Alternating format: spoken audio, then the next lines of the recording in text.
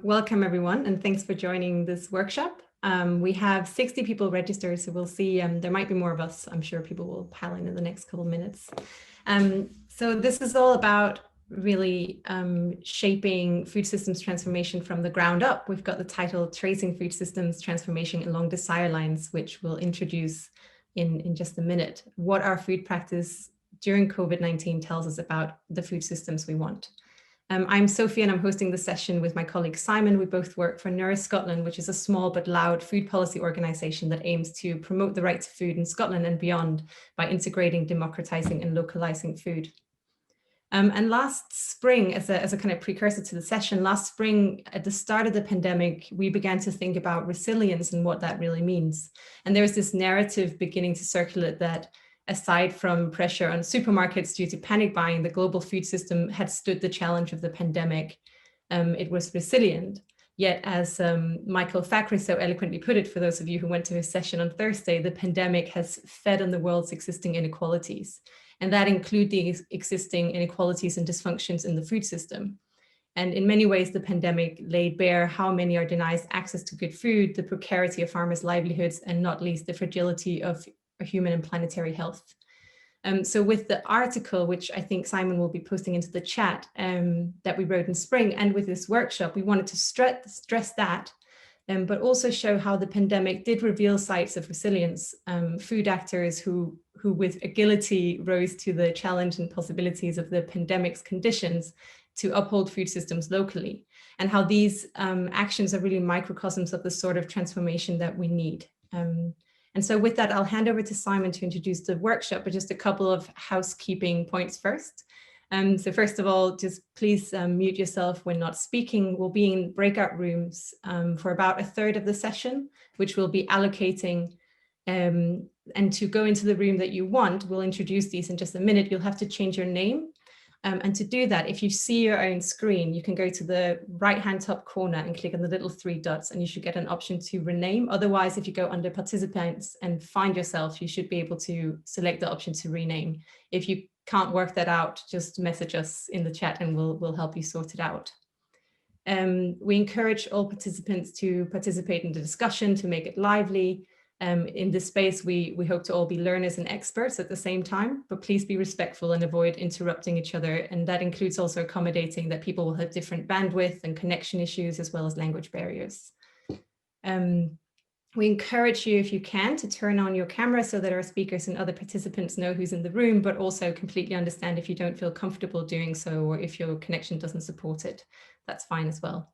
When we move to discussion in the last half of the session, please use the raise hand function, or just raise your hand in real life to come in. If you can't put your camera on and you can't use the raise hand function, feel free to just unmute yourself to come into the discussion.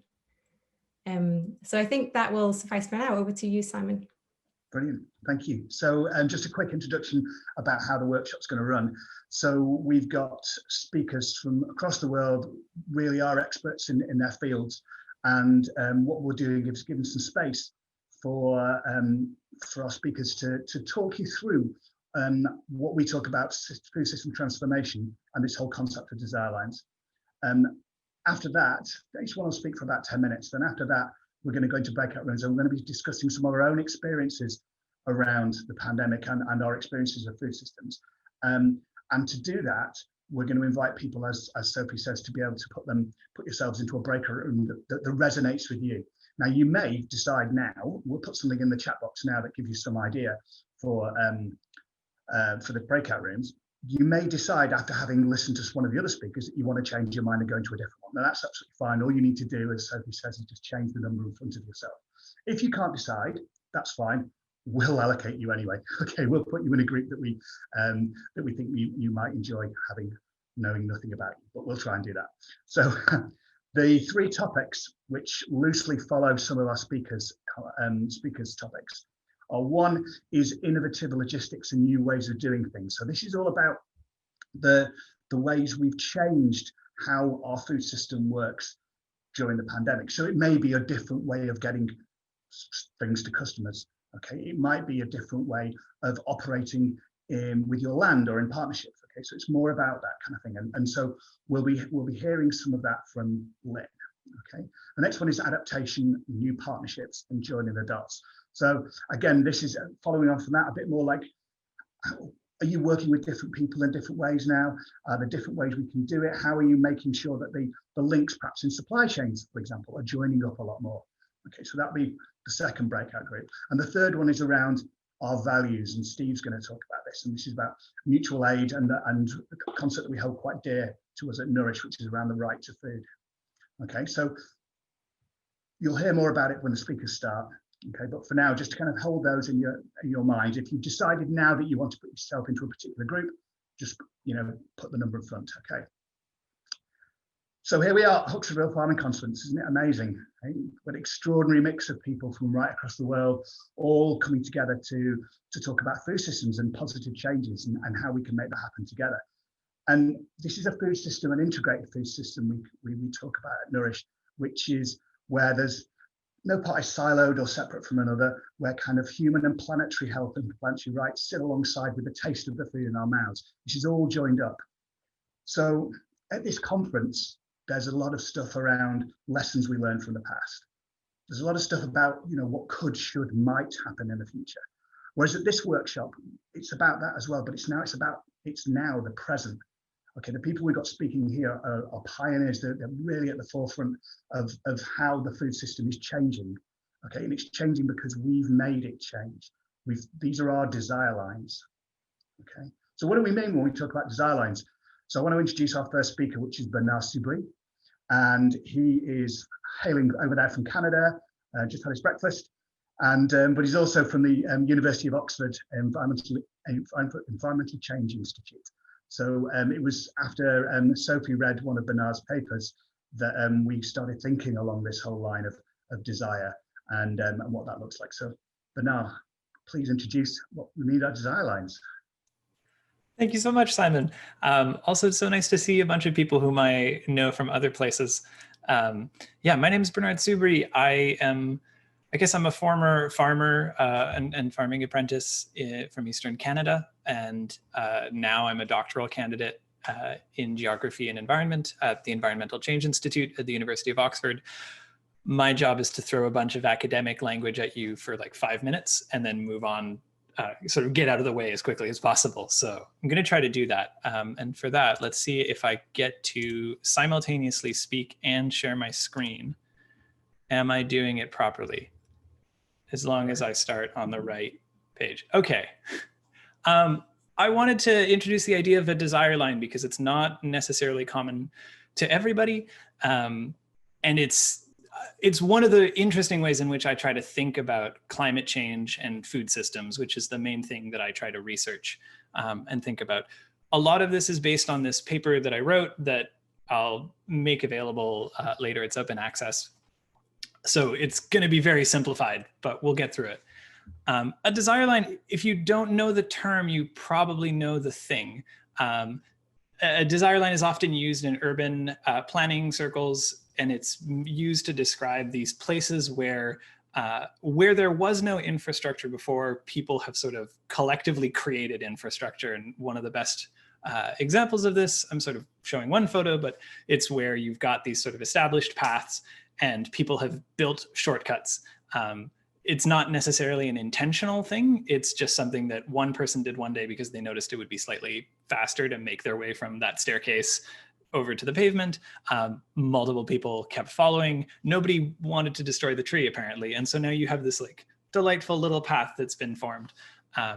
And in urban planning, as well as in geography generally, the idea of a desire line becomes an interesting way to look at how infrastructure is sort of imposed onto the landscape, and a way to think about how systems are sort of built.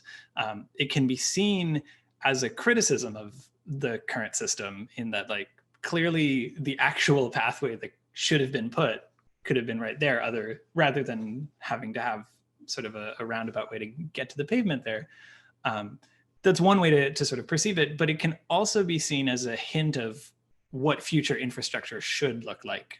So there's a lot of examples in the literature of institutions that kind of respond to desire lines, notice that people have started building these shortcuts, and then actually come in and, if you were a smart urban planner, the way to respond to this would be to start paving that sort of around the tree and making the established shortcut a little bit more official.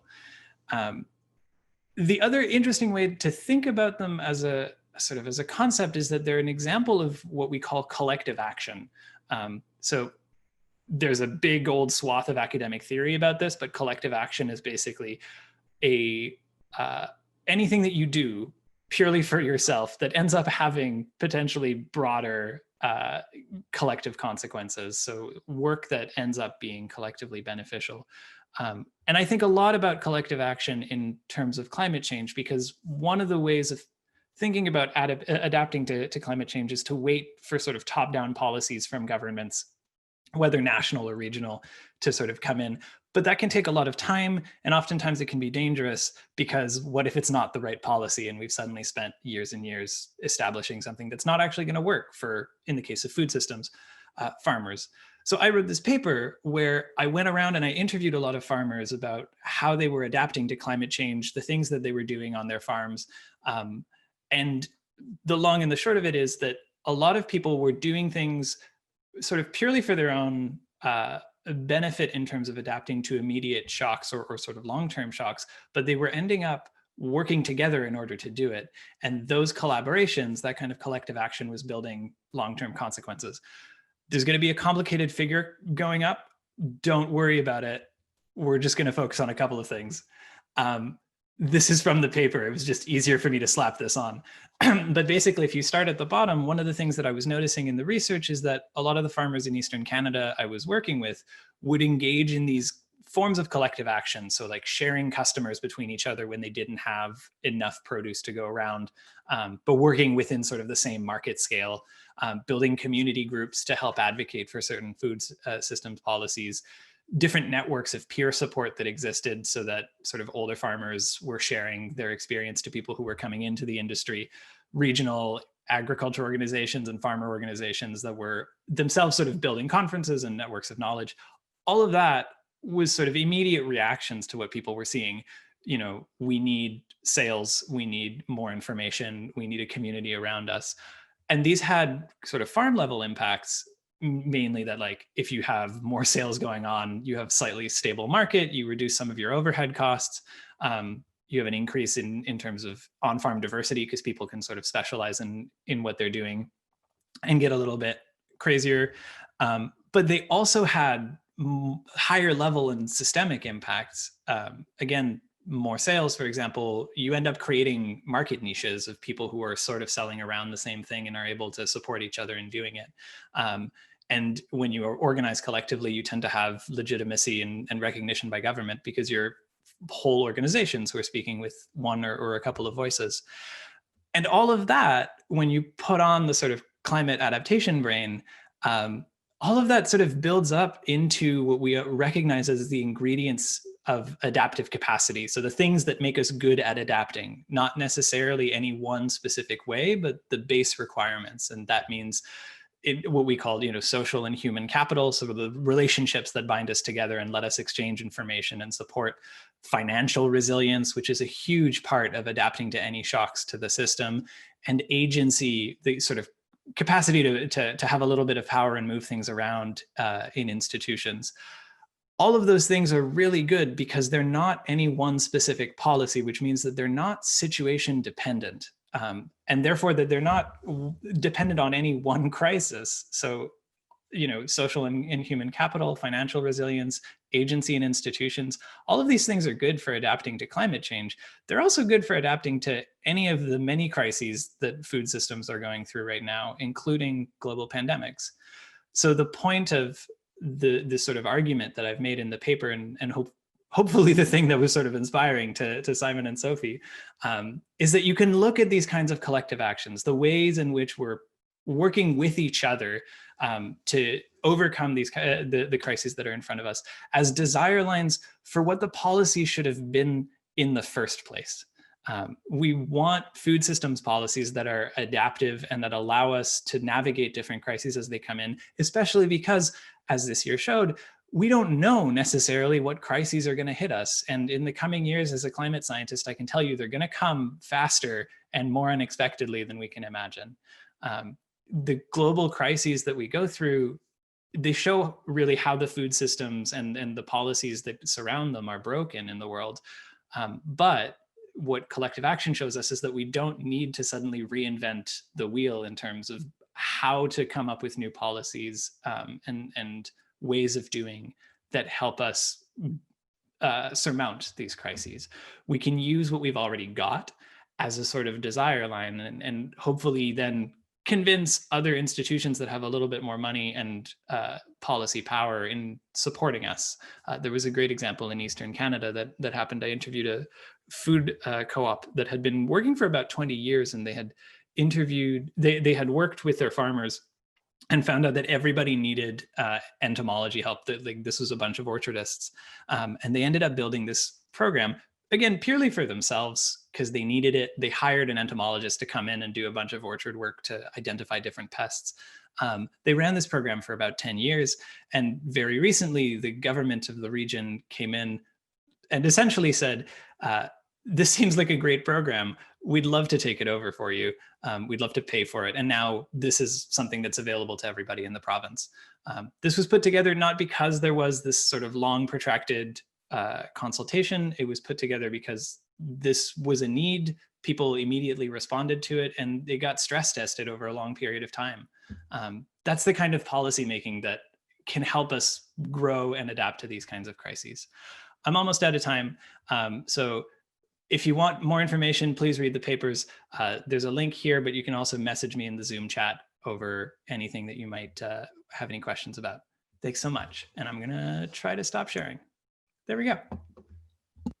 Awesome. Thank you so much, Bernard. And yeah, so as Simon mentioned, we kind of came across your paper when we were having these thoughts about resilience, and this analogy of desire lines really helped kind of pull our thinking together. So thank you for putting that out so eloquently, and how this idea that the actions that have been taken during the pandemic can hint at what the future food systems can look like is hopefully quite empowering. That's why we really wanted you to come in and present at this workshop as well, hoping that we can use this, this idea of a different way of viewing those actions that can seem very separate and very localized as how they fit into a bigger picture of collective action and desire lines. And as we go through the session now and go into our discussions, hopefully we can use that framework when we start to consider what is the legacy of the action that has happened at the local level. So we'll move over to our next speakers. We've got 4 speakers coming up, and the first 3 are kind of connected to the 3 breakout rooms that we've got in the chat below. So I am really excited if I can find my notes here.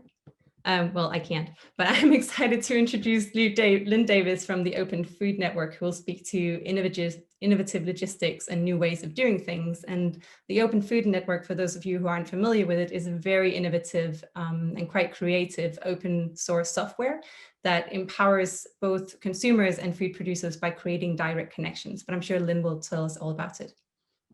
Over to you, Lynn. Cool, thank you so much. So yeah, my name's Lynn Davis. I'm from the Open Food Network, and I guess like everyone in the world, certainly everyone in this conference, 2020 has been quite an exceptional year for us, and I think it's quite inspiring to hear you speak, Bernard, about how we can conceptualize this through desire lines. Actually, this, preparing for this session was the first time I came across this concept of desire lines, and instantly it resonated. So hopefully, yeah, I'm looking forward to the breakout rooms later. But at least for us in the Open Food Network, it was a huge year because specifically what we do is support this movement. We like to use the term community food enterprises. So we support the movement to sell online, and we build tools, software tools to support agroecological and short supply chains. We do this in the UK, but also globally. So the software tools form part of an open source commons. It's currently used in about 20 countries. And if you're interested in knowing more about Open Food Network globally, we're doing a few sessions, including one at 5 o'clock today with my colleague Nick, who is also here in the ORFC meeting room.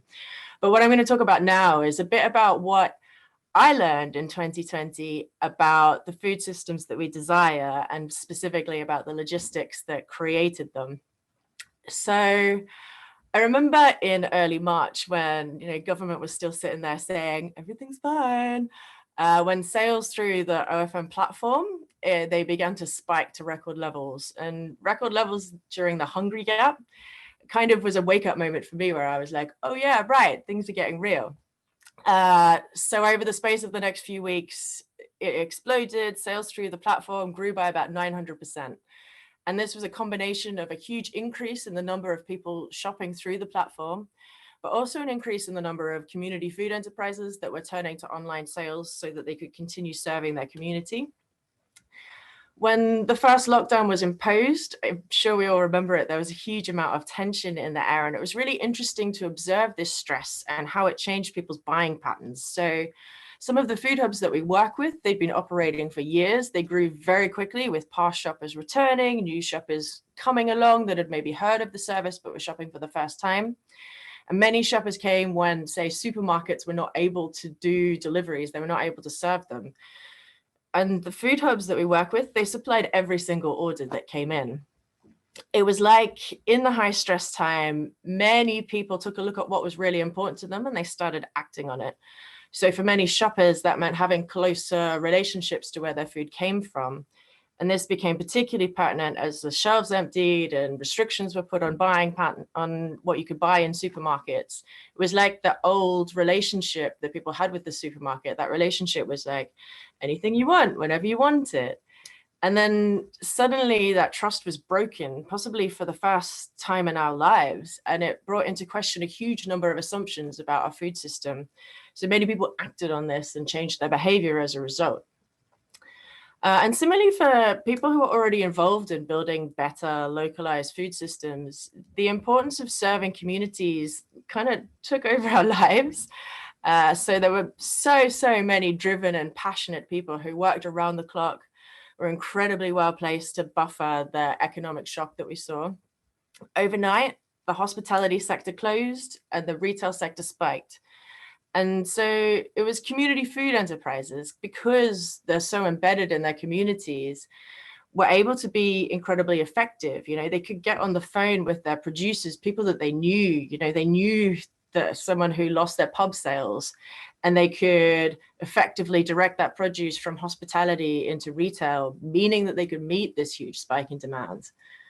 One of the things that I find that became clear to me about economic shocks during the pandemic and the first lockdown is that it's kind of like the economy shifts from here to here. And if you're like in one part of the economy, then you're furloughed, you're sitting there twiddling your thumbs, feeling useless in possibly the most stressful time in our lives. And if you're in another part, then your workload explodes. That shift means that some people have far more to do than they possibly can imagine. So community food enterprises were far better placed to connect with their communities and effectively manage those folks who'd been furloughed, and they could manage them into volunteer roles. Folks stepped in to help pack boxes and drive vans. Some people are now employed, and others, actually, they just gain a huge amount of joy and purpose from this volunteering, and they don't feel like they need to be paid. So this is kind of another form of flexibility that community food enterprise can offer, because money isn't the heart and soul of the contract. So yeah, after the initial shocks, it became really clear that the pandemic was amplifying food system inequalities. Some people, those who were able to work from home and they were no longer spending disposable incomes eating out or buying takeaway coffees, some people were financially better off. Others lost their earning ability. Maybe they had to stop working for caring responsibilities. There's a whole ream of reasons that they were less able to afford food. And thus, an unprecedented number of people became dependent on food banks. And obviously, we shouldn't live in a world in which not everyone, like everyone in the world, cannot access good quality food. But from this point of gross injustice that we inherited, we have to act. And the immense desires of people across the sector to tackle this injustice was just made so clear last year and continues to be so. It's been so inspiring to see how so many communities have approached tackling this issue. So most hubs on the Open Food Network are offering some kind of ability for folks to donate when they order, either donating food or donating money. Many are offering the ability to access free food vouchers or subsidized food off the back of these donations. Some are targeting donations to other groups that have put their entire focus on redistribution. There's been amazing partnerships that have emerged between groups working on food poverty issues and OFN enterprises that enable people to order high quality food in ways that are more affordable and accessible than before. Some are offering places where anyone can just go and collect a healthy frozen meal and take it home, backed by an anonymous donation model. And like, of all of these different approaches that people are taking, one common theme across them is how dignified they are.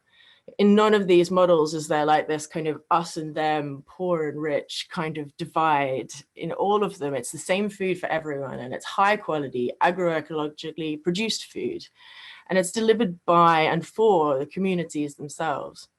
I think that's really fundamental. And then there's a bunch of surrounding innovations that support food accessibility. So often the factors that make good food hard to access are not money. It's things like access to deliveries or issues around digital inclusion. And so we've seen and supported a range of community-led innovations that tackle this, such as network delivery systems in which a shopper might collect from a collection point and then deliver to their neighbors, or a phone buddy system so that, you know, someone can just get on the phone and place an order with someone that is, you know, their phone buddy, rather than having to find a computer to do it on. It's this ability to adapt and respond that we saw all across the movement. And this is really critical to me. I'm pretty sure we can all be confident that this isn't the last big shock we're going to see in our lifetimes. So what exactly is it that enables these community food enterprises to respond so quickly and effectively? The conventional food system is full of anonymized, optimized, and automated huge supply chains and processes that can't easily be sped up or slowed down. Making changes in them requires a huge amount of work because everything is so specifically and carefully optimized. And this is what's different about community food enterprise. In community food enterprise, it's the local context and community have always come first. In community food enterprise, this means more than just having everything available to all shoppers all the time.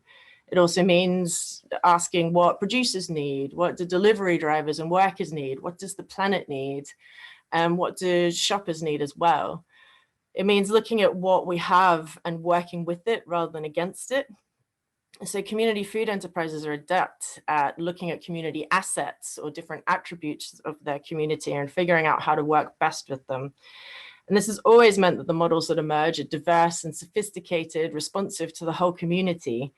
This flexibility is really important and something that we've always kind of tried to nurture within the Open Food Network, because we recognize it's key to this movement. From the perspective of conventional food systems, these methods are often seen as inefficient and cumbersome, maybe prone to errors. But from the perspective of community food enterprise, they're inclusive. When trust in existing food system infrastructure decreased, then trust in local farms and local folks increased. People turned to buy food from places in which they thought their relationships were stronger. You know, instinctively, we turned to our communities. More people became active members. They became food citizens and were able to help build networks of trust and connection throughout the community. This is the kind of innovation that I think offers real resilience. You know, they bring people into relationships and trust with one another. People who can trust each other can work together. So this trust is the key. And it's interesting because through this conference, the sessions that I've tried to go to have been hearing from indigenous communities. And I can't help but notice that the things that people are talking about in those sessions are so similar to a lot of these desire lines that seem to have emerged during the pandemic. You know, listening to Maoris, Aboriginal Australians, talk about how we need to see ourselves in relationship with the human and the more than human world, how we need to make decisions on behalf of many generations and on behalf of the rivers and the soils. You know, it's clear that we have a long way to go, but the pandemic has really highlighted in so many people this desire to move back into a world of relationship with our food. And it seems that some of these relationships are here to stay. So nurturing these relationships and telling stories of the soil and the farms is something that we've been working hard to support community food enterprises to do. I think like building back better means building and maintaining these relationships. We can't optimize relationships out of the food system anymore. It's just no longer an option. I think I've run out of time, so I'm definitely going to stop there. But yeah, thanks very much. Thanks, Lynn. Really inspiring, really inspiring. And I've got first-hand knowledge of Open Food Network because in a previous life before working at Nourish, I used to be part of a community food initiative called Cultivate Oxfordshire. And I think we were one of the first community food organisations using Open Food Network back in the day. And so we sort of seen the platform grow. And if it hadn't have been for us being able to have access to OFN, we wouldn't have had the agility and the flexibility and affordability to be able to support some of the people that we did. And because of that, we were able to have a really kind of, we were able to provide organic, locally sourced vegetables to university students using their teams of volunteers using the Open Food Network to do that, which we just wouldn't have been able to keep it affordable if we hadn't been able to use it. So thank you, by the way, for all of that stuff. That links in really well into Ruben Chetters from Locavore. So Locavore is a social enterprise based in Glasgow, which exists to help build a more sustainable local food system, which they use the money spent on the food to do more for the benefit of society and the environment. And I'll let Ruben speak about this, but specifically what really got us with Locavore during the pandemic is a really interesting partnership that Ruben will talk about now. Over to you, Ruben. That's great. Thanks very much for having me. As you said, Locavore is a social enterprise and community interest company that exists to help build more sustainable food networks, which are better for the environment, society, and local economies as well. We started in 2012 and have been growing, diversifying, trying out different ideas and going with what works since then. And that brings us to a point now where we have a number of different business strands that, although quite different from one another, linked together to create what's almost an alternative food network of sorts. So we're a grower of organic vegetables and flowers. We've got almost four sites, pending a lease agreement in and around Glasgow. On the growing side of things, on our 1 hectare site, we did about £100,000 worth of produce last year. We've got a veg box scheme as well, and with that we're delivering veg boxes across central Scotland. We deliver to about 1,800 customers a week at the moment. We're in retail too. We run shops. We have two and a bit, a closed down shop as well, and cafe, which include cafes as well. And we have Locavore Trading, which is a wholesale arm, and with that we're effectively sometimes importing, sometimes working with UK producers, wholesaling, distributing, and creating our own labelled organic groceries, which we sell to other shops like us around the UK. So we kind of call these our progressive retailers, is what we think of ourselves. And over the years we've done different projects as well, so things like Grow the Growers, where we bring in people that have a bit of knowledge about growing veg at a domestic scale and help them scale up, give them a bit of space, help them choose crops to grow things which they can then sell to us. And then doing a little bit of work to help get good food to those facing food poverty as well by working with different partners here in Glasgow. So yeah, 9 years in the last financial year, finishing March there, we did 3.5 million. We were employing about 60 people. And this year, despite the pandemic, or because of it, and I'll talk about that a little bit, we'll probably do about 5 million and reach 100 employees as well. So I'm just going to do a bit of a look back at 2020. I think I'll share my screen now. So yeah, sort of looking back at this time last year, I guess I was at Oxford Real Farming Conference in person, and starting to write our bigger plan, which was putting out all our ambitions for the year ahead, and in a world where we weren't really aware of COVID. We had plans to be looking for another unit to open an additional shop, and we just took over a a city centre cafe, which we were due to open at the start of March. So I'll kick into the slideshow here. Are you able to show full screen, Ruben? There you go. Good? Yeah, thanks. So yeah, looking back at 2020, this was the cafe in the city centre, which we had agreed to take on early in the year. We opened to fanfare on the 1st of March, and I think we decided to close on the 14th as things very quickly got much more serious with COVID. We were looking at what was going on in Italy, and we went to takeaway and then shut down middle of the month before lockdown actually happened itself. So that, you know, it's something that clearly happened really fast, and you can look at different numbers about how things happened. This is sales from our shop on the south side of Glasgow. You can kind of see peaks and troughs of weekends and weekdays, and then about 3/4 of the way along, there's a very, very busy day, and this kind of coincides with the weekend following the sort of non-lockdown announcement in the UK. And after that, sort of a week of people going crazy, stockpiling, all the things we were hearing about, and then coming down to this low point here near the very end, which was the day lockdown was actually announced, and a lot of people didn't leave their house, I guess. So there was this massive shock, which meant no cafes. It meant less footfall, less people were coming through our shop, but they were spending more. So it was that thing that we were actively trying to encourage of visit less often, come by yourself, buy more. And other retailers were saying that. We were hearing the same things about supermarkets, but likewise, we were hearing the same from our customers, the progressive retailers across the UK as well, that they were either decided to close or they were very, very busy. Another thing we saw was everyone wanted a veg box, and something that I found quite interesting about the desired line concept, which I hadn't sort of looked up previous to this, was I think you could almost think of it as a road closed situation in this, and people didn't choose to go these different ways. The road was closed either because the legal restrictions or because supermarkets were too busy, people couldn't get delivery slots, so they took diversions. And I suppose there's something interesting around there. And do people continue to take these diversions once the restrictions are lifted? Are these diversions nicer routes? Are they friendlier routes? Are they more convenient? Or do people continue to the main road afterwards? So it's maybe something to think about later.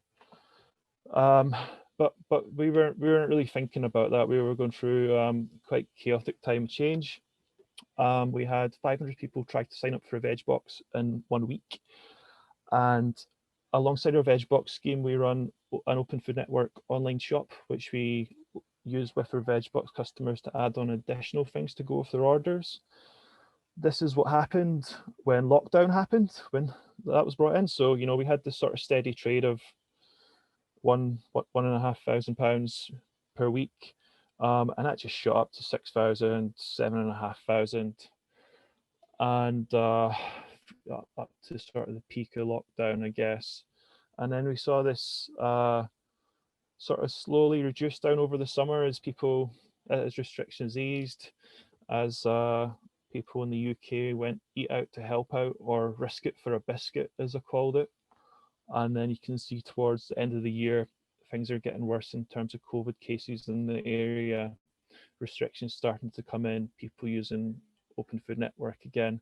So we sort of saw that almost return to the main route partially. So it'd be interesting to know how Open Food Network as a whole experienced that. So we had to reshape our business fast. We closed the cafes. We did lots and lots of redeployment. We almost did no furloughing, but our cooks and baristas were redeployed. They became veg box staff. They started working on the farm. They worked on an online shop to help with packing and things. So we just had this, I guess, like built-in resilience to shut down the stuff that had gone quiet and move resources to where they were required to let us get busier. And overall, through the worst of lockdown, we got busier, turnover increased. That reduced a little bit as restrictions eased. And I guess we also took that role that Lynn talked about of responding to the community as well and the people that needed it most. So we did things like assisted organisations that were getting food to those most in need by either giving them a massive credit note to start off with. Some of our cooks stayed working in the kitchen, but they were producing meals which were distributed to those in need. And then on the other side of things, there was businesses in need as well, and we kind of found ourselves in this role in retail as a pivotal enterprise, which lots of other businesses were relying on. Lots of our local suppliers were highly reliant on hospitality, coffee roasters, bakers, milk suppliers, and as hospitality went, we tried to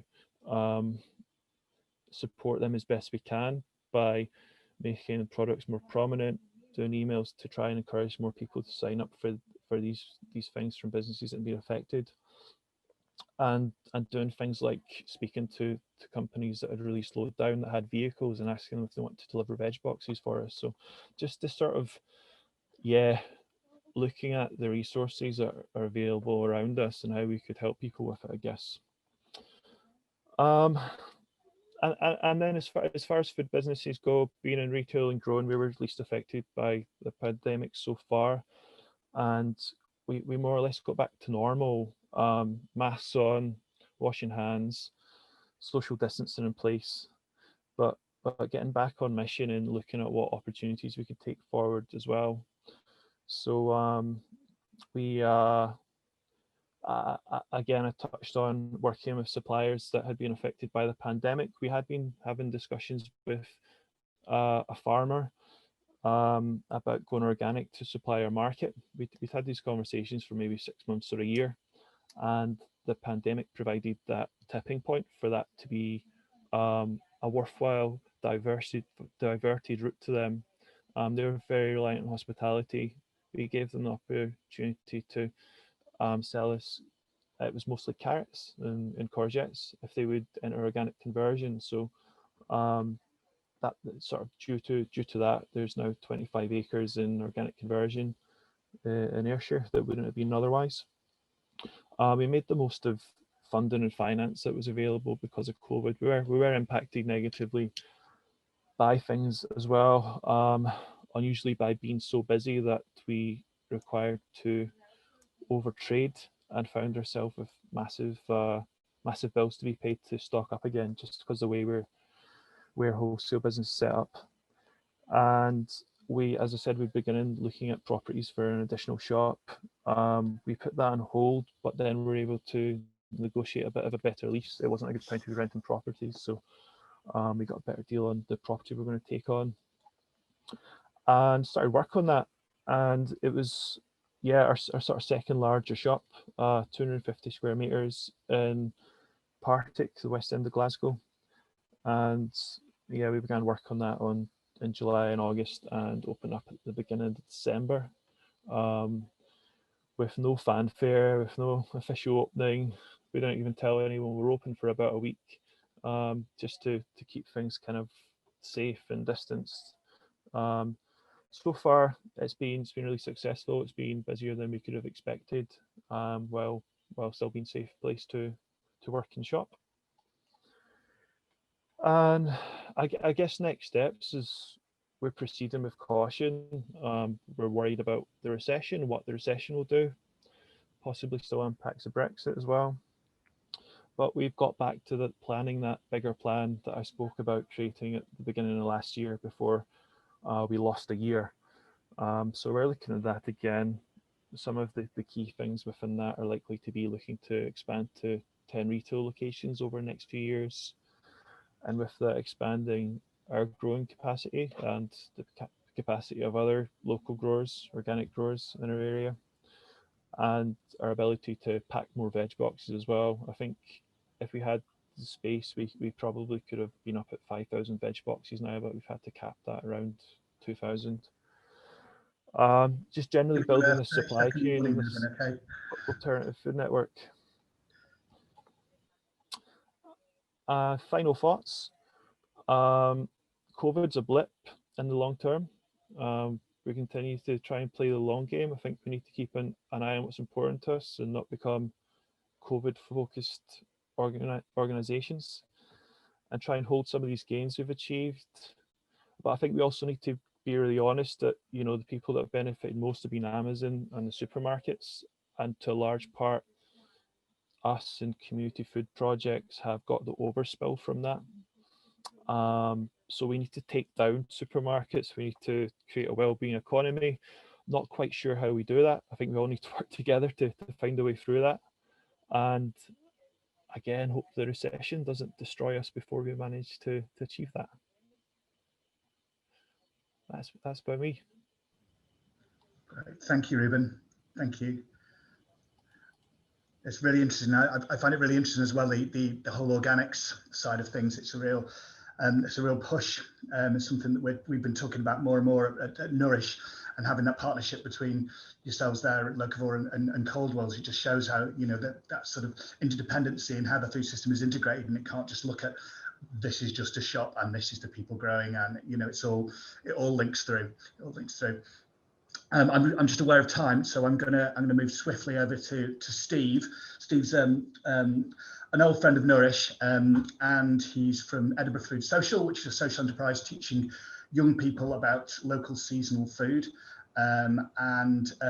Specifically, we wanted to ask Steve to speak about some of the work that we were doing during lockdown with a project called Food for Good. And if you haven't tasted the food from Edinburgh Food Social, it's possibly some of the tastiest you'll ever have. So do get Steve's details at the end, and then he can deliver you some to your door. Hand over to you, Steve. Yeah, hi. Thank you very much, Simon, and thanks to everybody at Nourish and everybody at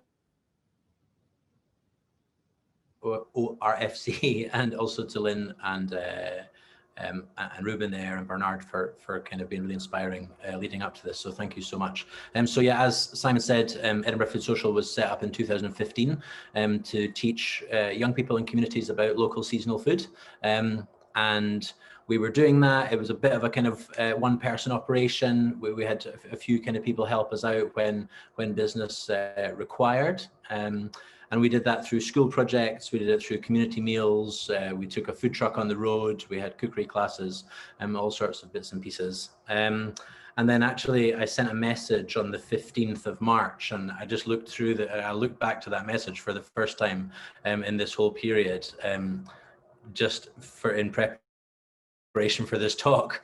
So it said, so on the 15th of March, I sent a message to 130 of my friends in the industry that said, hiya, the downturn in business paired with the increase in need from the most isolated in our community brings us an opportunity to help. You are one of a group of influential food professionals across Scotland who may or may not be able to support people. If it is, there will be staff and facilities and resources available across Scotland to help source, cook and distribute food to those in need in the coming weeks and months. So that was sent out to 120 people, and what happened was there became quickly a number of people who seemed to be really key and really committed to supporting people. So we started Food for Good, and that was 7 individuals. And we went through a very, very hectic 2 weeks. I think that everybody remembers those 2 weeks, and you know, earlier was talked about that kind of feeling of tension in the air, and that was definitely something that happened with us. You know, we're speaking to lots of unusual people. You know, spoke to the head of catering for NHS, but then equally spoke to, you know, a local organic vegetable grower, you know, so lots and lots of conversations about what we can do and how we can set it up. So we set up a decentralized kitchen operation, so that allowed us to have multiple kitchens, which meant that if one of them was taken down by COVID, then we still were able to produce food.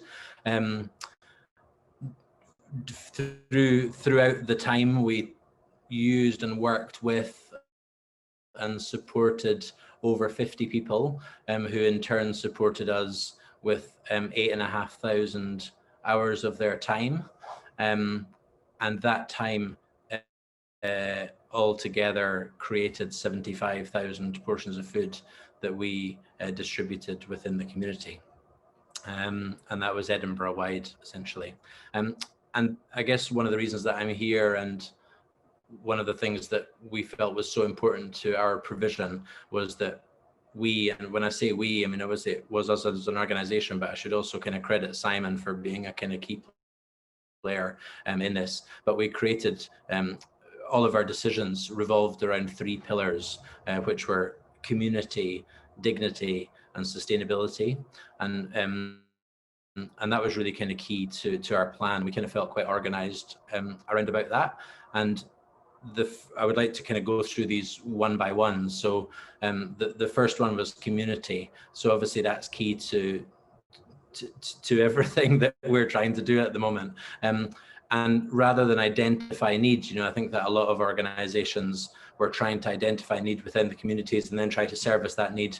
You know, we chose to work with community organizations who already understood their service users, who already understood their communities, who already understood who needed help, and who might have needed help, or might, you know, and that real feeling of closeness was something that we wanted to support. So we worked with over 25 organizations across Edinburgh that allowed us to get the food into the people that needed it most, and that was kind of really important. And that's, I think, kind of tied into the next step, tied into the dignity, is there's no kind of zooming in and zooming out of organizations, but rather food is coming from a trusted source. And I think that that's really important, and that's something that we continue now, you know, into the kind of latter stages, or the whatever stage we're at of this.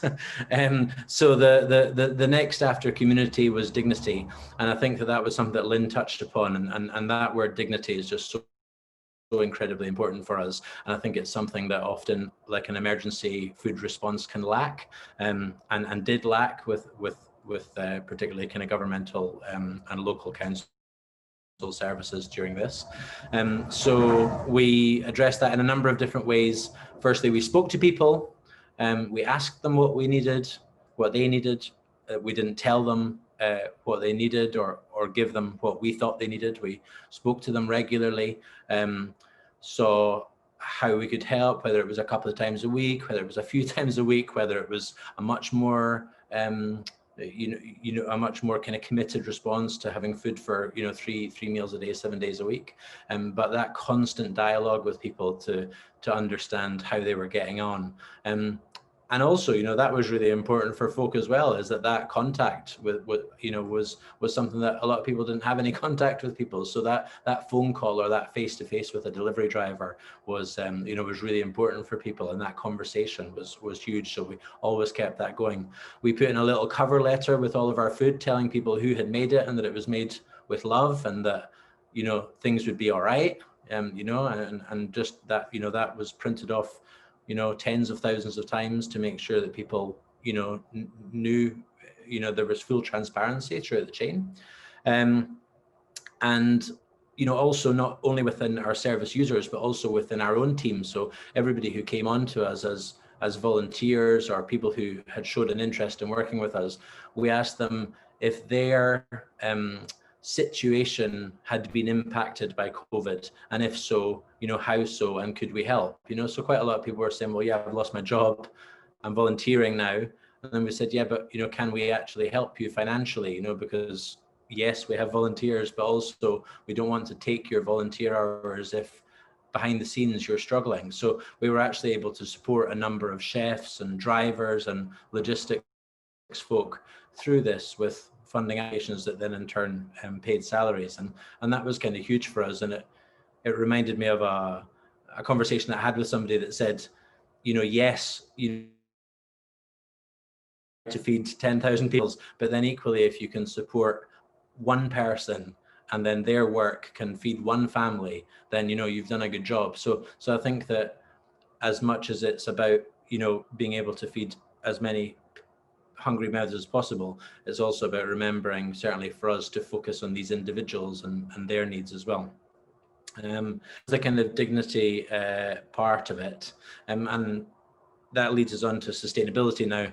It seems crazy to talk about sustainability to a room full of folk like you at a conference like this, so obviously you guys all know huge amounts about this, but certainly I can tell you about the way that we focused on sustainability, and that was around about our packaging. I'm sure you'll have seen lots and lots and lots of plastic tubs going out, so takeaway containers. We didn't have any of that, so we have biopack containers. They come from within this country. They're made from sugarcane, and they're carbon neutral and so on and so forth. We had seasonal menus, so we took advantage of seasonal produce, and we changed the menus as the months went on, or as the weeks and months went on. So people were getting a change in the food that they were getting, which was really important for us. But also we were using obviously seasonal food. The sourcing of ingredients with local established individuals, with there was a big bit of work around about sourcing, speaking to farmers, speaking to suppliers, and this ties back into this kind of dignity piece, that we were using a lot of organic food. Now that wasn't necessarily food that we could afford with regard to the funding that we were able, the way that we had moved the money didn't always allow us to buy organic food at full price. But there were some fantastic suppliers who were able to, when they changed the milling grade, they were able to give us the flour between grades. When they changed their sausage cutting machine, they were able to kind of give us the 2 kilos, 3 kilos of offcuts, and just like little bits and pieces that were able for us to feed an awful lot of people really, really nutritious food, for essentially like a manageable sum. And I think that that's important to community food. And one of the things is this feeling, and I'm going to use the word they, but I don't mean that it's them and us, but there is this feeling sometimes, like Lynn touched upon, that it can be, and that these people, will get what's surplus, will get what's left over, will get what's affordable, and I understand that can happen, but for us it was about getting people the absolute best that we could get them, and everyone deserves the same food, so whoever, in whatever way you're receiving food, you deserve the best. So that was really, really important to us as well. So I'm aware that time is a little bit of an issue. So I'll tell you quickly about some of the learnings. So, the power of food for me, and I think all the volunteers felt this as well, that just the sheer power and impact that food can have, something that so many of us take for granted, suddenly became focus, and the importance of the right to food to be enshrined in Scots law is huge for us. A bit of an alarm bell around about the lack of resilience we felt in the communities, certainly in Edinburgh's communities, when it came to food, and perhaps the poor food education in the school system has resulted in people really not necessarily being able to economize in their homes as perhaps previous generations would have. So that's something that's moving forward. Where we are now is that we continue to support our local community, as the needs we are seeing is kind of increasing slightly, and we're continuing to support that at a local level. But more importantly, or equally as importantly, we're getting into the schools and into the school food system to try to make sure that people are brought up with an understanding of the importance of food, local seasonal food, but also how to take these ingredients and how to prepare them in order to keep themselves, keep hunger at bay. So I think that's me for my 10 minutes. Thank you very much for listening, and I'll look forward to the breakout rooms. Thank you so much, Steve. There are so many reflections to have on Food for Good, but unfortunately, I'll leave you to have those in the breakout rooms and introduce our next speaker in the interest of time. And our final speaker before we break out is Sophia Schuh from Gale. And I'm really pleased to introduce her because I think what she'll speak to is something that might bring some of these things together. She'll introduce the important inclusive work that Gale does on how the built environment connects to the quality of life, and the work that they've been doing on foodscapes and participatory ways of rethinking food environments post-COVID-19. So I'll hand over to Sophia to tell us all about that. And please, just a friendly reminder to select the breakout room. There are information in the chat. Over to you, Sophia. Great, thank you so much. All right, I'm just going to share my screen real quick. Okay, so hopefully you can see it. I see a thumbs up. Okay, great. So my name is Sophia, and I'm a urban anthropologist and project manager at Gale. I'm taking things to a little bit of a different perspective. We're going kind of into the urban environment and what we as urban strategists have observed over the last 8-9 months here during COVID. As urban strategists and urban designers, we're really looking at how to put people first in the design process. And we use a kind of qualitative and quantitative data process for understanding how people use the urban environment so that our design can best meet their needs. So, when COVID started, our work got a little rocky. We work all over the world in small towns, big cities, globally. And we've actually been quite lucky during COVID to actually have the opportunity to continue to survey some cities around the world. When we do data collection, it means that we have individual people going out into streets, doing observations, studying where people walk, how people interact, how they maybe eat food or socialize, how they get to work. So you can see here on the map some of the cities that we've been surveying during COVID. And I'm going to share with you kind of 5 summarized learnings that we've had during COVID, and really what we see the kind of environment harnessing in terms of food, both negative and positive impacts. So the first is, of course, that, as many others here have been talking about, is that food insecurity, has been really visible during COVID. But something that we've been looking at is the kind of spatial qualities or inequalities that are affecting people and those who are living in kind of food insecure places. So, due to COVID, a lot of food retailers have had to think really sharp, really fast, and spill out into the public realm in a new way that we haven't really seen food places doing before. And this kind of opens up a really interesting question about what is public and what is private. Street spaces that are usually public space got smaller and smaller, taken over by food places. But also in our observations, we can see that public space began to be dominated by how people just need to line up and wait for the food that they depend on.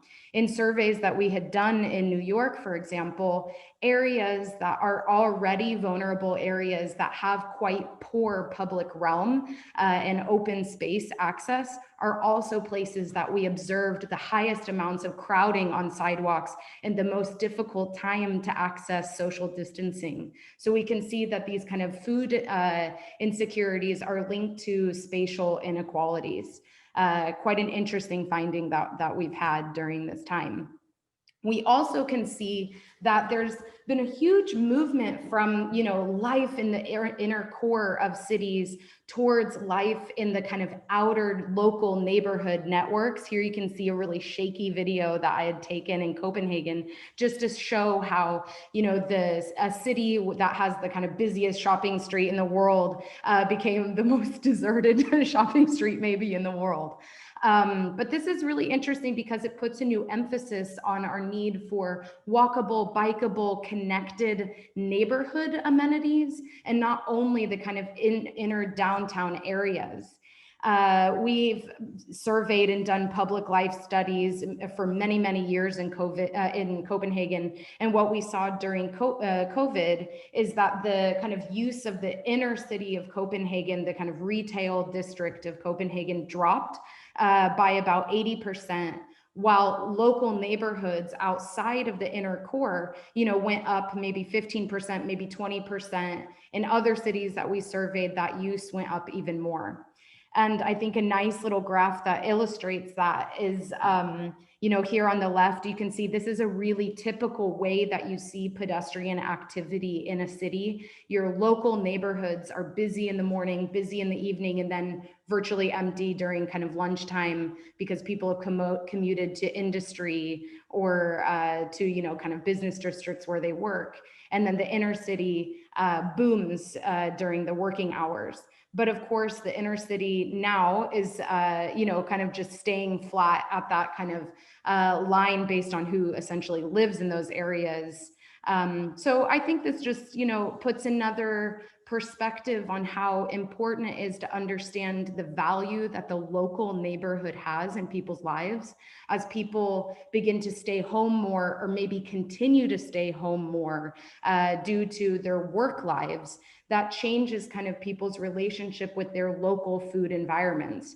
If we look at cities maybe dissimilar to Copenhagen that have really serious food desert problems or maybe food swamp problems, we can see that people don't only need to, use their local neighborhoods for leisure, work, or maybe exercise or socializing, but they also need to access food in a kind of safe and walkable distance.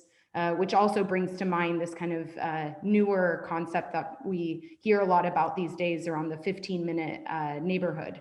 So that's something that we've been seeing a lot of. And as others have mentioned, mutual aid has become more visible than really ever before in the local neighborhood.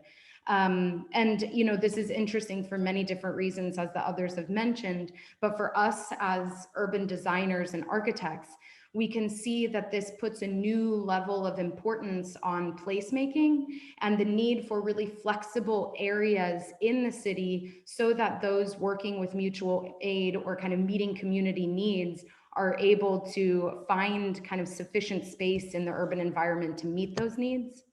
I think an interesting little anecdote, to kind of support that is work that we've done in London, where we interviewed before COVID about 250, 300 young people in kind of South London around Camberwell, if you know it, Camberwell and Peckham. And we learned that young people use fast food places in order to find somewhere kind of safe and comfortable and easy to hang out with their friends. It's not necessarily only because of the food, but it's also a social kind of necessary civic space, the fast food place. So during COVID, when we saw all these food places that serve a kind of purpose in society for people who are otherwise, vulnerable out in the public realm, we saw this kind of exacerbate the need for other services to come in and kind of take over that place that the food industry has been serving quite well. I mean, we can all have a discussion about if young people should be using McDonald's as a safe, comfortable space.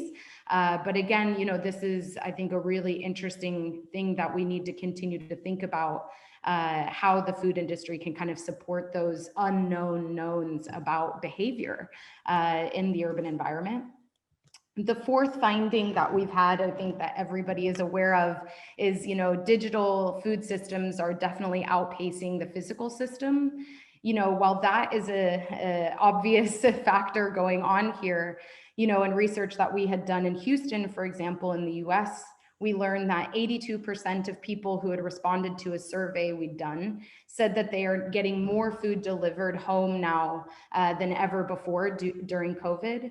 And so this kind of brings to us new questions of, can food places become different kinds of amenities if these food places are continuing to, kind of see this habit where people are going to get delivery and takeaway more and more, even after COVID subsides, hopefully soon.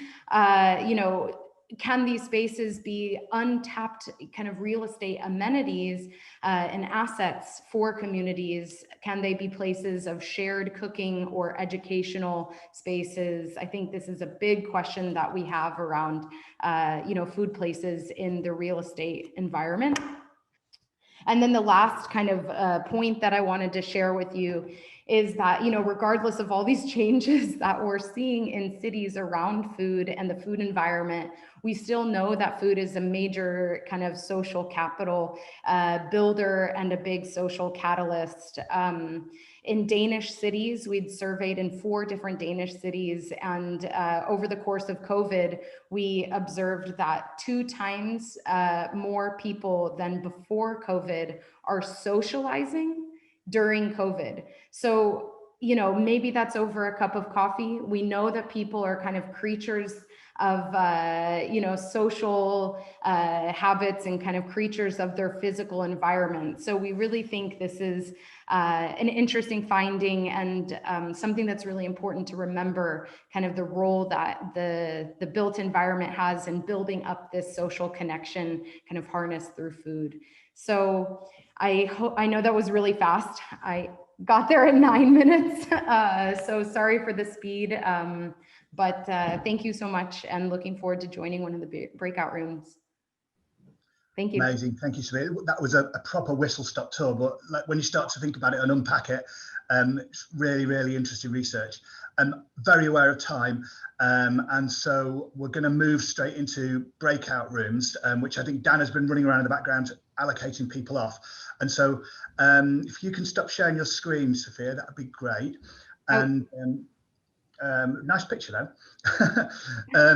And so what we'd like you to do in your breakout groups is think about, from what you've heard today, but also kind of your experiences through COVID, through this last year, from what you've seen during the pandemic.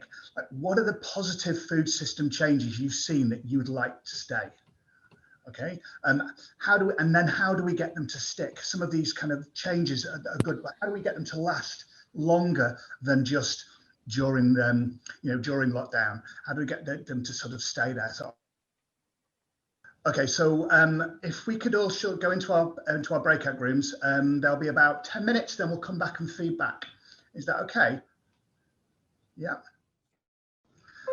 It's just like being back in the same room.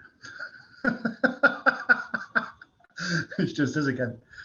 I think the walls are different. Walls are different, yeah. We see, is that a bit better? Yeah, maybe. It's Scotland, it's getting dark already. It is dark already.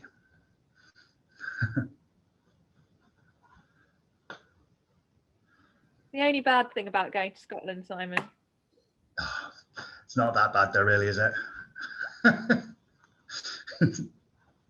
I can see mountains from my window, so it's quite nice. There's been lots of good talk about Nourish. There's been lots of good talk about Nourish recently. I like Nourish Scotland. I like how in the introduction it said it's a, what was it? Small organisation that shouts loudly. A big punch. Which, yeah. Shouts loudly. Yeah. We had a shout out from McFlackroy the other day saying we were really great or something. I can't remember. Made everybody get really excited. Yeah. Yeah, in terms of policy change, you're doing great things in the Scottish Government. Well, we'll see. We've got a big push to the elections now, you see, assuming they take place. Okay, so we were supposed to be thrown out of this room at 3:30, but we managed to get an extension, I believe, until 4. So just to let people know that if you're expecting to move straight from this into another workshop, then probably you want to be leaving now, because that time has already gone. Okay, I hope everyone had some good and interesting discussions. What I'd like to invite from the people in each of the room who are taking notes, or in I don't know how it worked in your room, Mies, whether Rhiannon was able to stay there or not, but if we could just get from the people that were taking notes in the rooms, just to feedback briefly, kind of some of any of the key points or anything that you found particularly interesting from the conversation. If you can kind of sum up how that conversation went, that would be great. And room number 1, that was your room, Sophie. And I believe, Nella, you were taking notes? Cool. Could you give us a bit of a flavour of what you were discussing, please? Yeah, so we've talked about many different points about how the pandemic has impacted food systems in particular. And for example, we've talked about the logistical issues mostly, and one of them was in Brighton. There was a scheme on a pay what you can basis, and in which people with low incomes would be setting up educational schemes. So this means, cooking, skill sharing, and healthy diet information for the people that want to get access to these issues.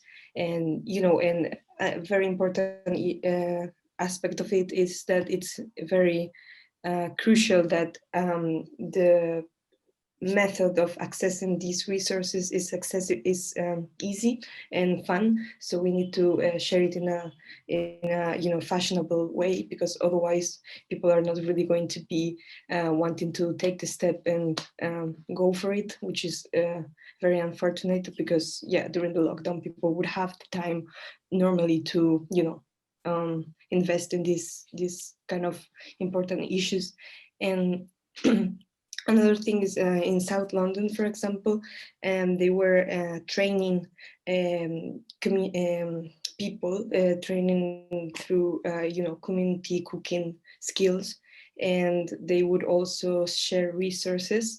So a lot of skills sharing again, and networking. And another issue that has also been mentioned is the importance of building stronger connections with the local producers, probably because the pandemic has evidenced the necessity of relying on people and having the opportunity of interacting with people and interacting with that food that you're going to be putting in your body, and that has highlighted the importance of it. And another example in Montana,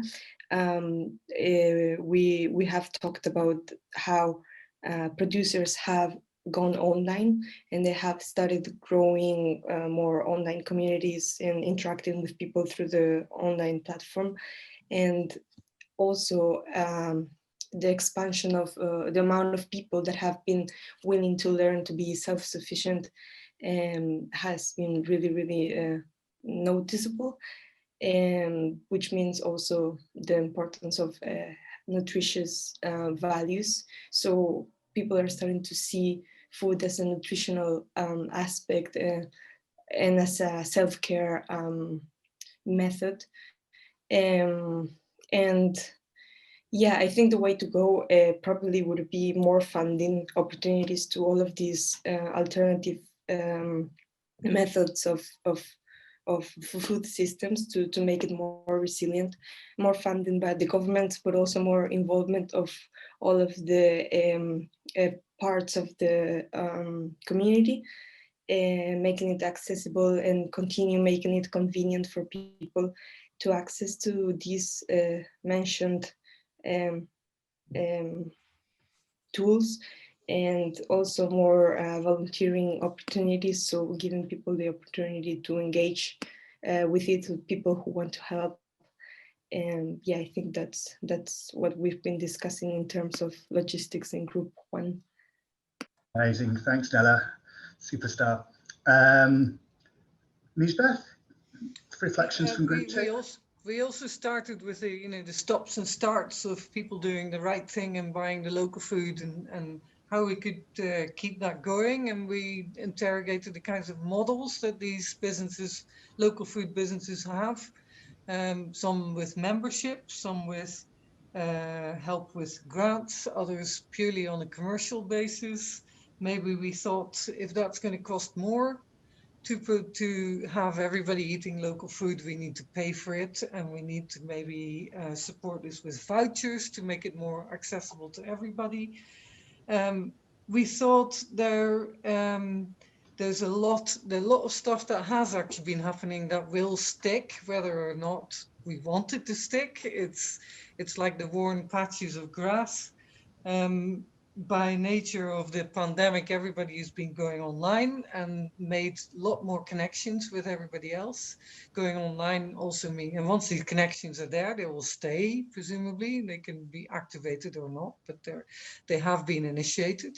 The other one is people have learned to cook and learned to produce a meal every day, and there's something worthwhile in that can't be unlearned. Then there's something about all the new collaborations that have been set up. Some of them are quite complicated models, and therefore the whole notion of local becomes quite complicated, and maybe we have to work on that to try and, it was a success model, but on the other hand, it's made it harder to communicate that to the public, is what I'm getting from that. Some of it I'm making up unnecessary and unavoidably as a reporter, but I'm hoping I'm summing up quite well what's going on. The online thing, of course, there's a real warning about how we're excluding a lot of people as well who don't have a voice online. And also there was a strong comment about the difference between an urban and a rural culture, food culture, and how those differences may need to be teased out as well, because the problems and challenges are so different. Yeah. Brilliant. I would invite anybody else to come in with things I've completely rephrased, misinterpreted, or forgotten about. Artistic license, that is nice, I think. Fantastic. And Josephine, can you finally give a summary of what we were chatting about, please? Yeah, thanks.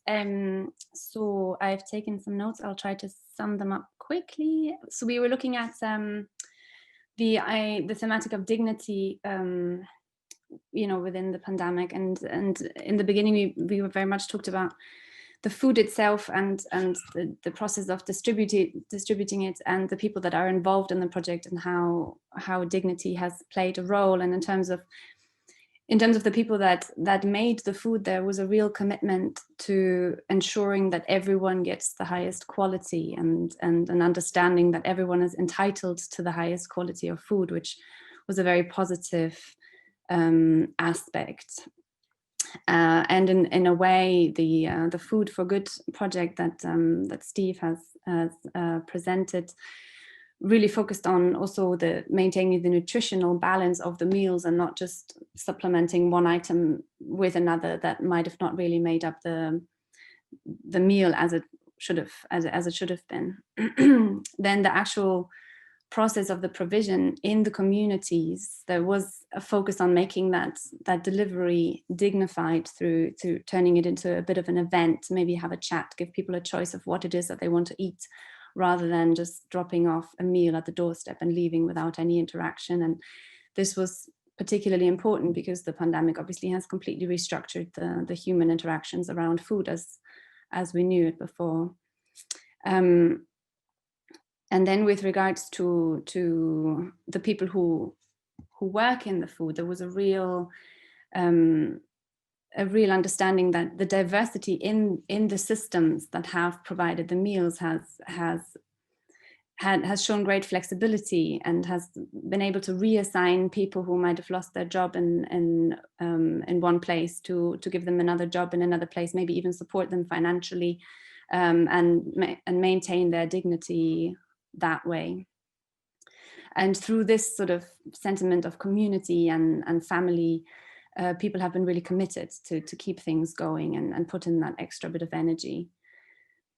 And then we talked a bit about schools and the engagement of schools, the work with schools around the food thematic. And there was a recognition that obviously young people have a lot on their plates at the moment, and that, education about food and sustainability can only go so far if we don't at the same time change the school food environments as such, and make the school food environment itself an attractive environment that can compete with, the fast food outlet warmth that was talked about earlier.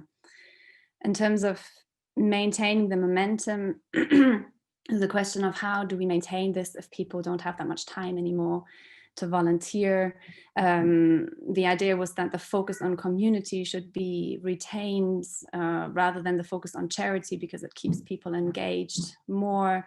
At the same time, volunteering opportunities should be put out there, should be clearly sort of advertised and supported for people to stay involved. And also the idea that, or the focus on diet and health that has come so much to the forefront during the pandemic needs to be maintained, so people maintain their lifestyle and maintain also that their understanding of what that means for the community and for the wider NHS in general. So, and please add if in my waterfall of somebody have forgotten something.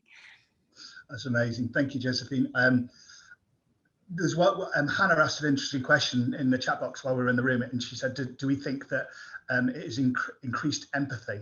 Has the pandemic helped us to increase how we see each other and how we see our interconnectedness? And I think this sort of run through of the workshop we've had today, you know, I hope it's shown to everybody, and I think everybody understands the interconnectedness of our food system. You know, we talk a lot about integrated food systems. You can't really separate things out. It's about social justice and environmental justice, but spatial justice as well. Who owns the land? Who grows what? And how our towns, cities, places we live are configured. Has anything that you've heard today inspired you or changed the way you see the legacy of our kind of food practices? Has anything come out that sort of said, actually, yeah, this is my takeaway? So I think whenever, I mean, rather than a specific, I think for me, it's when I come to these events that revolve around like organic food or sustainable food, it's the sheer number and commitment and passion and enthusiasm of the people who are present that just redefines for me like how important what we're doing is, and how as a collective we can kind of create the kind of positive change. Sometimes it feels that you're just kind of up against it, and it's really difficult to just really difficult to kind of make an impact, you know. And then when you see the people joining from different living rooms, different garages, different countries, different continents, all with a kind of common purpose, then it really kind of refuels the fire. Definitely. So I've just been given, I'll hold it over to Henrietta to have a final point. I've just been given 2 minutes till we have to exit, so we'll sum up after that. Henrietta? So what I think is, I mean, the two things that I think have been great is, I mean, you guys are obviously doing some great work up in Scotland. We are starting to look at stuff down here in Exeter, and it'll just be great if we can all share learning and share knowledge to drive this thing forward. You know, Locavore, what you're doing, Steve, and just what Nourish is doing. I just think there's so much we can all learn from each other, and I hope that that is something we can take away from today. Do you want me to close up, Simon, in our last 60 seconds? Close up in a 60 Thanks so much, Henrietta. I'm going to work with the Oxford Real Farming Conference team to send out a post-session update to everyone. So maybe we can kind of include some stuff on how we can stay in touch with the different initiatives and keep sharing learning, because it would be great to kind of expand that community, which was what we hope to achieve with the session. So thank you so much, everyone. It's a bit sad when you run over time that you lose half the people, and I'd love to thank everyone who participated from the start. It was brilliant to hear from all the speakers, really fascinating, and to hear all of your reflections. And I think just one thing that we keep taking away, both when we did the research for our article and again from the session, is just how when you see these food systems initiatives from the ground up, they are really automatically integrated. It's like you have this community-driven food systems initiatives, and they all integrate human health and planetary health and kindness and culture and well-being almost just naturally, and that's all very inspiring. So it really feels like it creates belief that we can achieve that food systems transformation. So thank you, everyone.